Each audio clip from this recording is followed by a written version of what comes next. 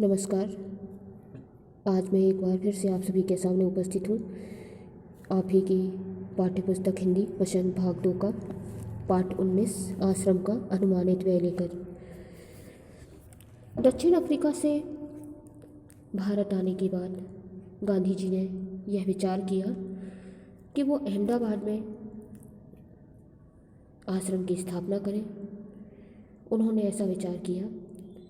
विचार करने के बाद उन्होंने सोचा कि उसमें कौन कौन से नए सदस्य जुड़ेंगे और उसका क्या लेखा जोखा होगा, उसका क्या ब्यौरा रहेगा, ऐसा उन्होंने इस पाठ में बताया है। आइए इस पाठ को पढ़ने के माध्यम से हम इसके सारांश को समझते हैं। यह पाठ मोहनदास करमचंद गांधी द्वारा लिखित एक लेखा जोखा है। मोहनदास करमचंद गांधी ने दक्षिण अफ्रीका से लौटकर अहमदाबाद में एक आश्रम की स्थापना की थी। इस पाठ में उसी आश्रम के व्यय के अनुमान का विवरण दिया गया है। आश्रम में आरंभ में रहने वाले व्यक्तियों की संख्या 40 से 50 और 10 अतिथियों जिनमें 3-4 परिवार सहित होंगे। आश्रम के मकान के लिए 50,000 वर्ग फुट जमीन की ज़रूरत। आश्रम में रहने वाले कमरों के अलावा 3 रसोई घर और 3,000 पुस्तकों के रखने के लिए पुस्तकालय और अलमारियाँ। खेती के लिए 5 एकड़ ज़मीन और उसके साथ साथ 30 लोगों के काम के लिए खेती, बढ़ई और मौची के औजार। इन औजारों का कुल खर्च 5 रुपये तथा रसोई के आवश्यक सामान का खर्च 150 रुपये तथा प्रति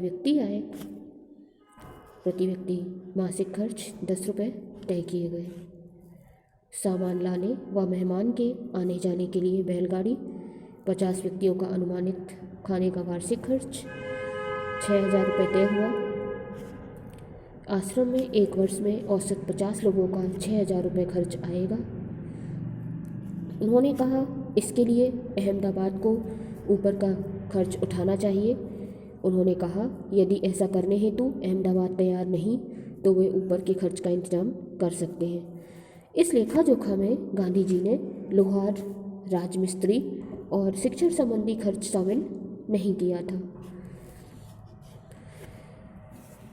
अंत में संपादक ने इस लेखा जोखा में कुछ पंक्तियां भी प्रस्तुत की हैं, तो उनको पढ़ लेते हैं। अहमदाबाद में स्थापित आश्रम का संविधान स्वयं गांधी जी ने तैयार किया था।